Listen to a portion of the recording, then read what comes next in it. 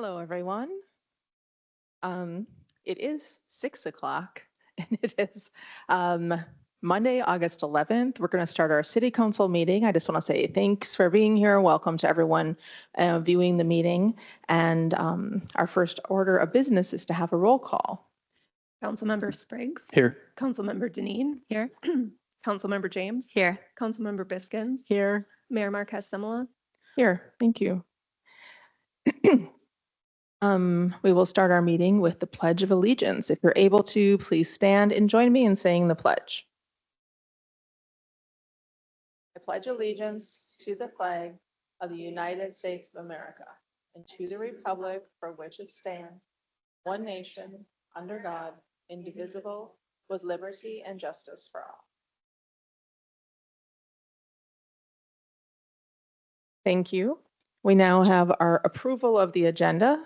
Are there any comments or questions from the council on any agenda changes? Seeing none, then may I have a motion to approve the agenda as presented? So moved. Second. I have a motion by Councilmember Deneen and a second by Councilmember Spriggs. Any discussion? Hearing none, then all in favor say aye. Aye. Any opposed? The motion passes. Next, we have a proclamation for our bilingual Monarch Festival, which is coming up on Thursday. And the proclamation will be received by Metro Blooms. They're not able to be here this evening, but we will make sure to get it to them. Monarch Butterfly Day, August 8th, 2025. The monarch butterfly, a symbol of North American wildlife, is renowned for its incredible migration and transformation. 20 years ago, over 1 billion eastern monarch butterflies migrated to Mexico. But by the winter of 2014, only 60 million made the trip, marking a significant population decline. Cities, towns, and counties play a crucial role in saving the monarch butterfly. The city of Columbia Heights is committed to this cause. Residents are encouraged to plant native milkweed and nectar plants to create habitats for monarchs and other pollinators. Columbia Heights is a national leader in the Mayor's Monarch Pledge, a program of the National Wildlife Federation dedicated to protecting endangered pollinators. The city proudly hosts a bilingual monarch festival in collaboration with community partners. This family-friendly event celebrates pollinators in both English and Spanish, emphasizing the need for global cooperation to preserve these vital creatures. This year's celebration will take place on August 14th, 2025 at the Huset Park Splash Pad from 4 to 7 p.m. The monarch butterfly is a seasonal immigrant to Minnesota, symbolizing the importance of global cooperation in preserving our shared environment. Now, therefore, I, Amada Marcus Simula, Mayor of Columbia Heights, do hereby proclaim August 8th, 2025 as Monarch Butterfly Day in the city of Columbia Heights, County of Anoka, State of Minnesota, USA.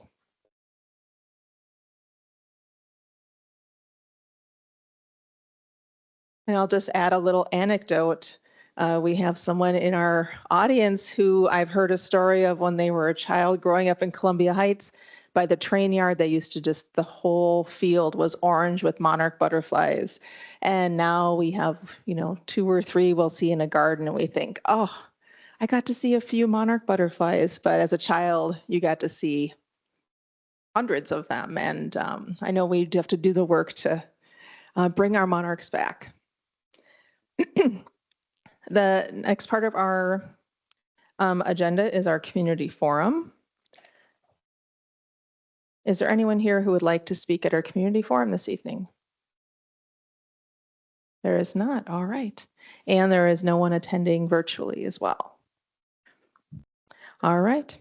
Then we will go to our city manager's responses to our past community forum. We'll go to our city manager, Aaron Sherpick. Madam Mayor, members of the council, so at the last council meeting, there was one individual that addressed the council at the community forum expressing concerns with Gold Avenue parking enforcement, specifically violations potentially related to the 6-hour rule and inoperable vehicles.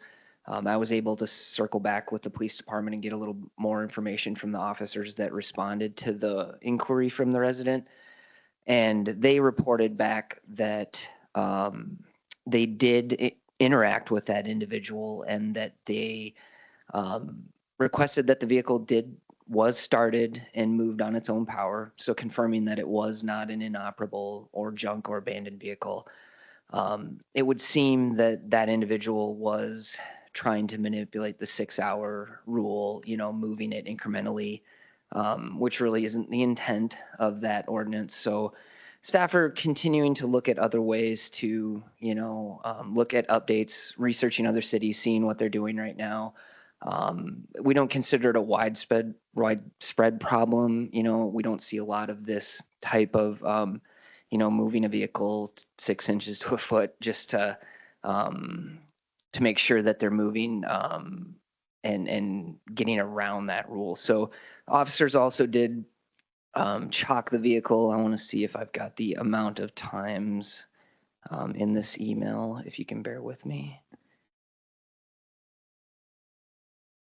Chalked the vehicle 3 times on 7/18/2025. So they did take a call from the individual that had made the original complaint and did convey to that individual that the car was moving under its own power and that there wasn't a violation to be processed at the time.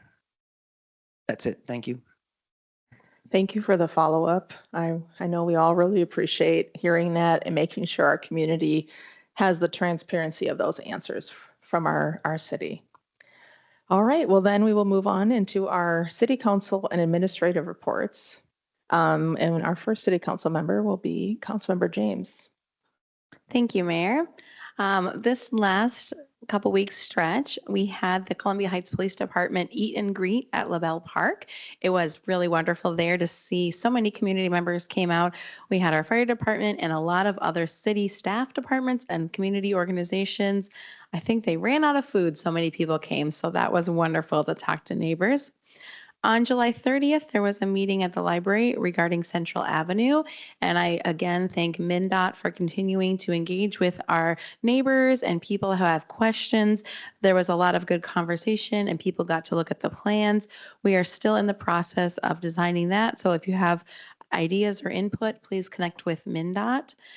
We had our normal EDA meeting on August 4th. All of us council members were there with our other EDA commissioners. We approved a facade grant for a new barber coming in on Central Avenue and our other work. We also had our city council work session that night, and we discussed our street rehabilitation program, tobacco ordinances.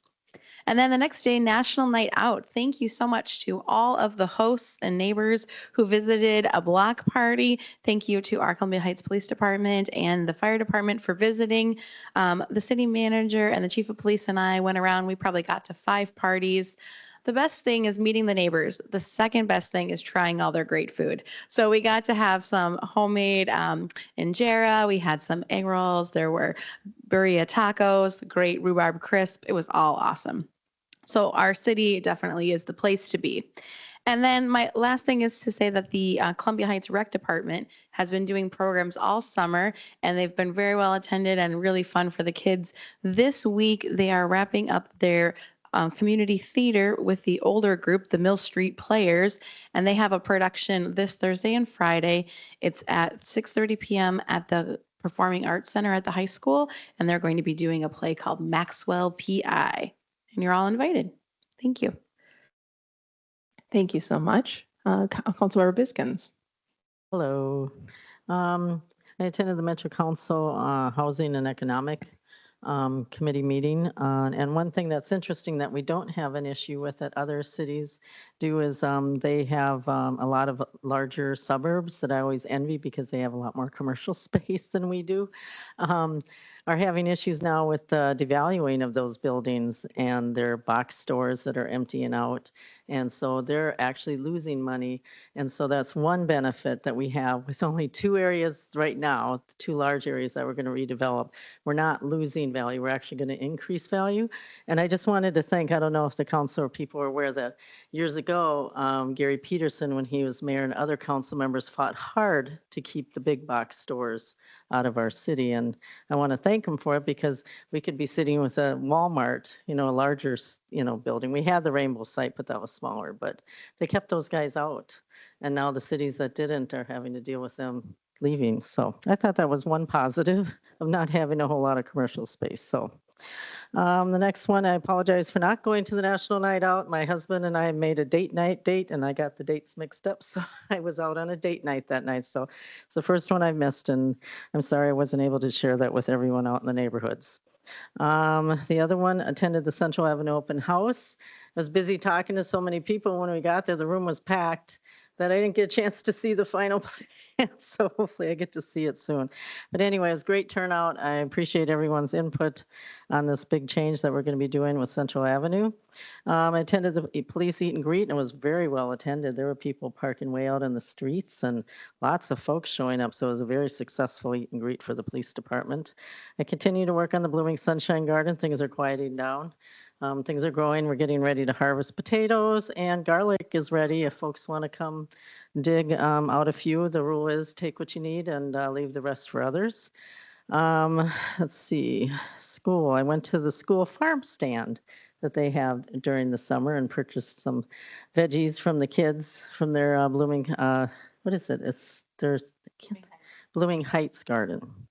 And attended the local government official meeting up at Anoka County and was updated on a few things that are happening in our county there. And I got to go to Clash Drums. It was a night where there was several things going on tonight, but Clash Drums performed with music in the park with the kids. They had drum karaoke. They had kids as little as like 5 years old that they were just booming, and up to people in their 70s. There's a woman that was there again. I met her before. She was a bus driver, and she started up drumming late in life. She's 72. So, and then they had a really good band afterwards that played. So that was it for this time. Thank you. Thank you, Councilmember Biskins. And now we'll have Councilmember Deneen. Thank you. The last couple of weeks, on July 30th, I attended the public meeting on the proposed Central Avenue improvements. It was great to see so many community members in attendance and get a chance to discuss the designs with them and any concerns that they have. And I want to again thank MnDOT for continuing their work and working in partnership with the city to ensure we have a really robust outreach process on this in this vein. On August 4th, I attended the EDA meeting and City Council work session. On the 5th, I attended the city's National Night Out and had a great time visiting with neighbors in the community. And then on the 6th, I also attended, along with Councilman Biskins, Music in the Park, where Clash Drums held their drum karaoke. It was super fun to see all the students and people who are fans of this local business and what song choices they made. It was really fun to just like not know what was coming next. So that was really fun. And that's all for this week. Thank you so much. And Councilmember Spriggs. Thank you. Short report. I was able to attend the EDA and work session with the rest of the council, and then I was able to sneak in on the way home a couple of minutes of the Clash Drums Music in the Park. It was a fun event to hear them kind of going hard on the drums. So that's all for me. Thank you. It seems like it's been 2 weeks, but it seems shorter. I don't know. It went by fast. For my report, last week I attended a 3-day conference focusing on public involvement and best practices for listening to community, tracking data, and managing expectations. These sessions are very valuable to listening and learning how cities engage with residents and measure the impact of public input. I attended our library board meeting where we reviewed the 2026 budget update, discussed the parking lot improvements, which has everyone on the council seen them? They look so nice, the new parking lot. It's just fantastic. So glad that could get taken care of. And thanks to all of the donations that was received to help with that. We had discussed staffing updates, and then also there's going to be a program called the Great North Star Read Together event for September 20th. So there'll be some information coming out about that. And also approved updates to the uncollectible debt write-off procedure. I love going to the library board meetings. They're very efficient with their time and they get a lot done and taken care of. August 1st, we had our Economic Development Authority meeting, the EDA, and our City Council work session. On July 29th, I joined the Senior Center for a painting class. A wonderful opportunity to connect with our seniors in a relaxed and creative setting. And at our next city council meeting on August 25th, we will have a proclamation for Senior Citizen Day. And our senior citizen coordinator, Candy Lack, will receive the proclamation on behalf of our seniors. And so we hope to have many seniors come to our next meeting to see Candy receive recognition for the work she does. In partnership with Superintendent Stenvik and our school board chair, Mary Granlund, we wrote a letter to Excel Energy firmly requesting that upgrades to our city's power infrastructure be prioritized. As many people in our city have had experience, I believe I am up to at least 10 power outages. It's different kind of every block, but everyone on the council has been affected by it. Our school district, our city itself has been affected, and anyone else who lives here. So we are in continual conversation, our city manager as well, and working with our Excel representative to figure out a way we can make this better for us. And then this Thursday, as I said in our proclamation, is our Bilingual Monarch Festival. And so we're looking really forward to it. But if there is rain and it gets rescheduled, it'll be rescheduled for the next week. So next Thursday, August 21st. And then I just have a short little statement that there's just so many things happening in the world that are really hurting a lot of people. And it's this very like conjoined time of, there's a celebration for monarch butterflies, and I get to be a part of this community and do this work. And then there's so many places where people are hurting. And I just wanted to give a mention to that. Cuts to SNAP benefits, medical programs, families and children living with the stress and worry of possible deportation of loved ones, and all of those impacted by the ongoing devastation in Gaza. There are just some challenging times, and my thoughts are with every person navigating fear, uncertainty, and loss. It's a heavy time, and I know I work as hard as I can to focus on what we can do with the positions and relationships that we have here. But I just wanted to mention that. And then my last thing is that I have seen on social media some white supremacy flyers that were distributed in the city, distributed as in like thrown on the ground. But I just want to say that Columbia Heights is a place that values all of our residents and everyone who's here. And there's absolutely no room for racism, hate, or discrimination. It does not belong here at all. That's the end of my report, and I'll hand it over to our city manager. Madam Mayor, members of the council, just a few updates. So today marked the beginning of the installation of the fitness court at Sullivan Lake Park. Installation should be completed in the next couple of weeks, and staff are working with the National Fitness Campaign and Blue Cross Blue Shield to schedule a grand opening for sometime in September. Some upcoming events. The city, of course, is hosting the Bilingual Monarch Festival on Thursday, August 14th from 4 to 7 p.m. in Huset Park West. And Movie in the Park series kicks off on Friday, August 15th with Wizard of Oz at 8:30 p.m. Movie in the Park takes place in Huset Park East. Thank you to Magnify Financial for sponsoring this year's Movie in the Park series. Please note that we ask you to visit the city's website or Facebook page for updates regarding inclement weather. At the 2025 Northern Lights Award hosted by the Minnesota Association of Government Communicators, the City of Columbia Heights won the Bronze Award in the General Publication category, Small Entity Award, for the city's newly created Welcome Guide for New Residents. The Welcome Guide gets mailed monthly to new residents in Columbia Heights and can also be viewed on the city's website. Thank you. Thank you. That was a great update to see on social media, the welcome packet. Thanks to the team for working on that. This brings us to our consent agenda.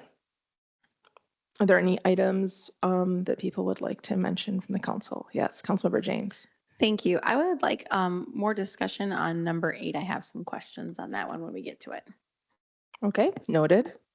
Any other items that the that the council would like to have either removed or more information on?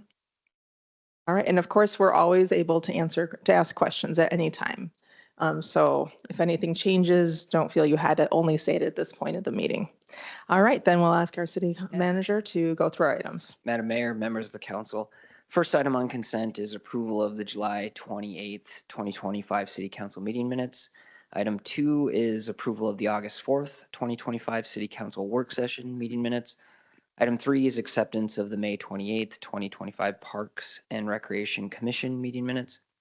Item 4 is acceptance of the June 4th, 2025 Library Board meeting minutes. Item 5 is acceptance of the July 7th, 2025 EDA meeting minutes.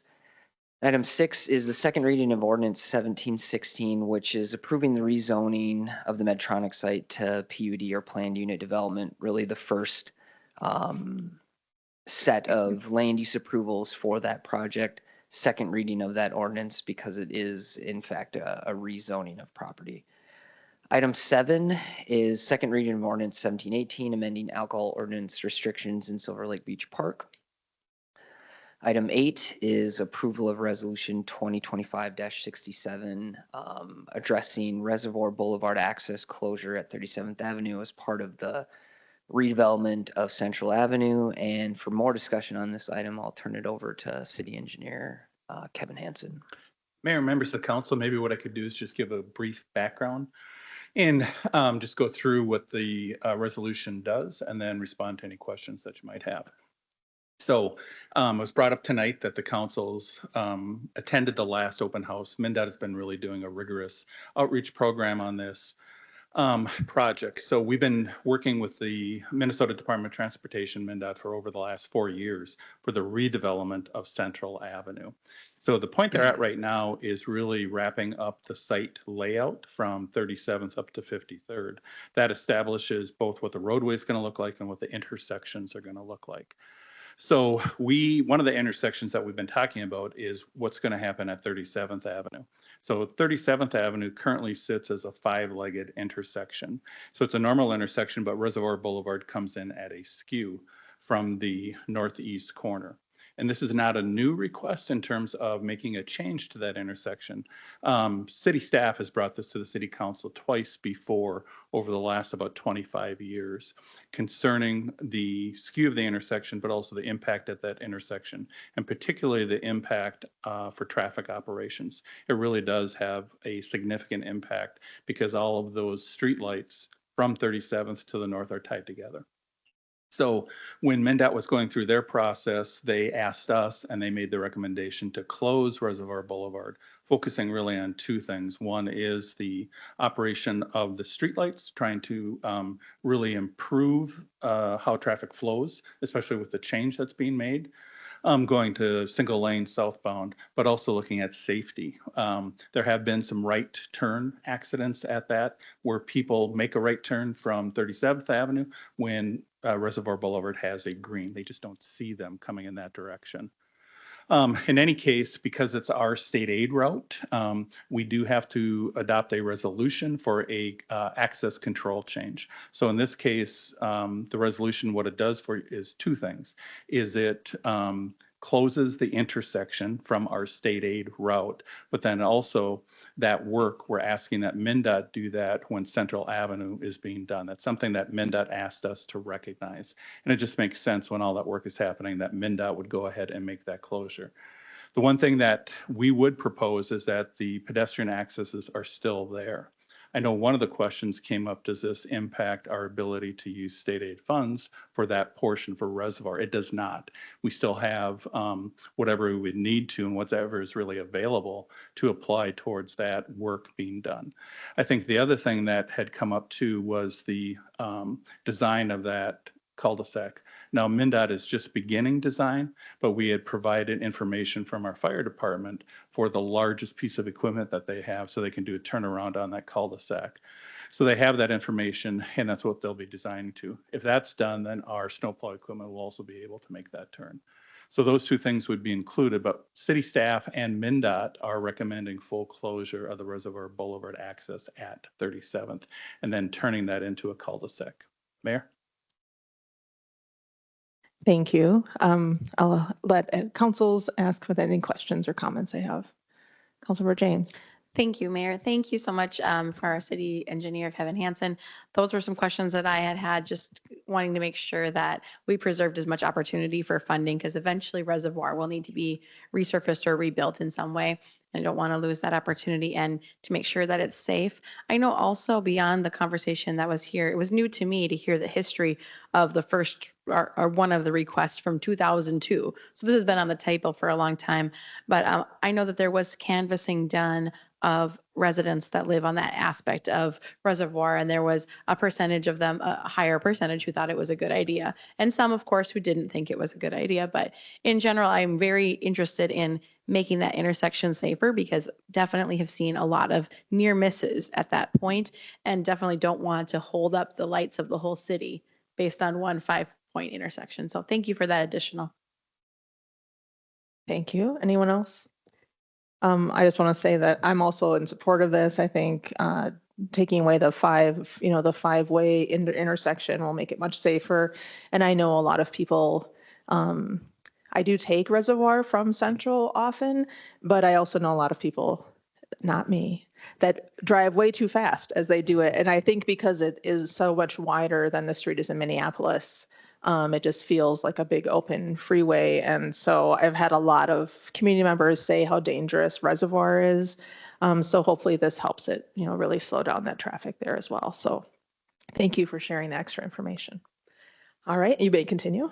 Thank you, Madam Mayor. Item 9 is approval of change order number 1 for the 40th Avenue Utility Project 2504. So in partnership with Anoka County, the city is looking at a full redevelopment of 40th Avenue from Central to Main Street. And the first leg of that project actually is expected to start in the next couple of weeks, and that's University Avenue to Main.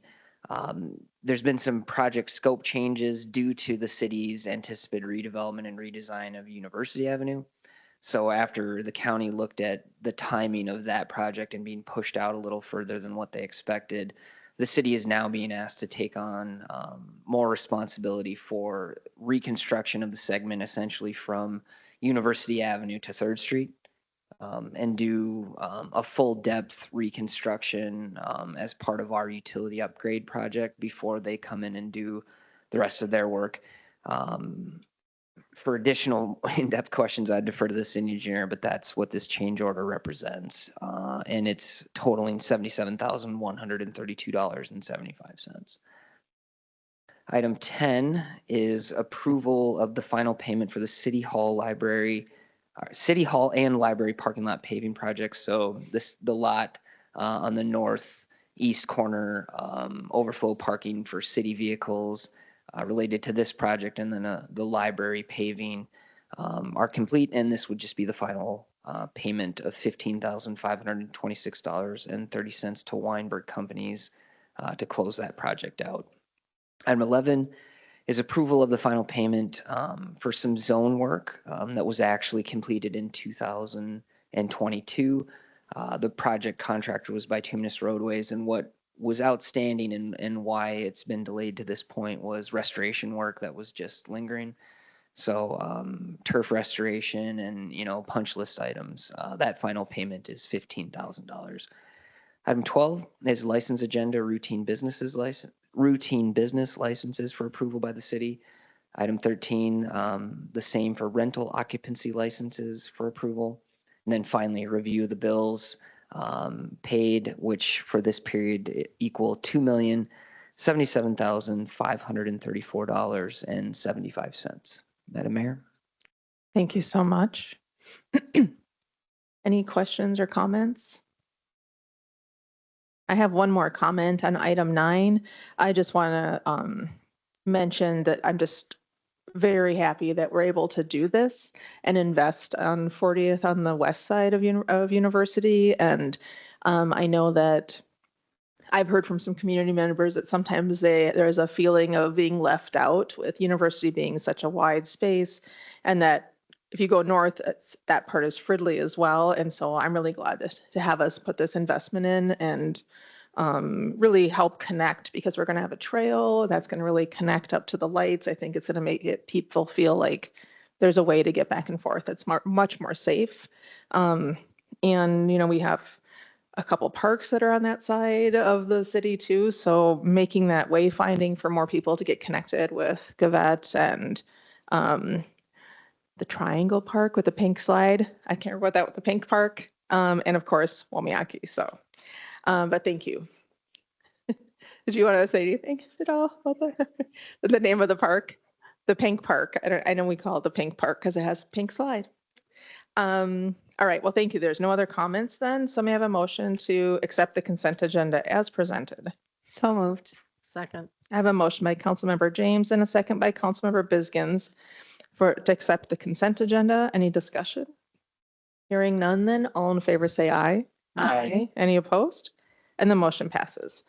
Next, we do have a public hearing for item number 15, which is a consideration of resolution 2025-046, revocation of the license to operate rental units within the city of Columbia Heights against the rental property at 4642, 4644 Taylor Street Northeast for failure to meet the requirements of the residential maintenance codes. And to present this item, we have Assistant Fire Chief Brad Roddy. Madam Mayor, council members, we are presenting this license to you for consideration of revocation for failure to renew the rental occupancy license for the property. In your packet, you have a copy of the rental license renewal documents for a duplex sent to the license holder, Jose Bordeo. On May 28th, 2025, our office sent a notice of license renewal was mailed to the property owner at the address listed on the rental license application. The notice directed the owner to contact the city to schedule an interior and exterior inspection. It has also included the rental license application and outlined the applicable license fee. The notice clearly stated that the inspection, completed application, and fee payment were required before the license expiration date of June 30th, 2025. Between June and July of this year, several attempts were made by city staff to contact the property owner to encourage compliance with the rental license renewal process. These efforts were unsuccessful as the owner did not respond or take any action. On July 8th, 2025, staff reviewed the property file and confirmed that the property owner had not scheduled an inspection, submitted a license application, or paid the required fees.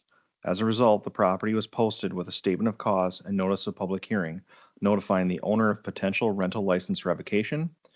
The notice granted a final deadline of August 4th, 2025 to bring the property into compliance. On August 4th, 2025, our records indicated the property owner had still not taken any action to renew the rental license. The property owner had not scheduled an inspection, submitted the application, or paid the licensing fee, despite several additional attempts to engage with the owner.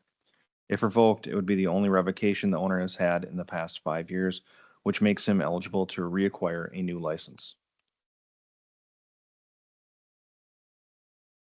Thank you. All right, this is a public hearing, so I will open the floor. If anyone from the public would like to speak on this item, they may. So no one has joined us via Teams and nobody has asked to speak.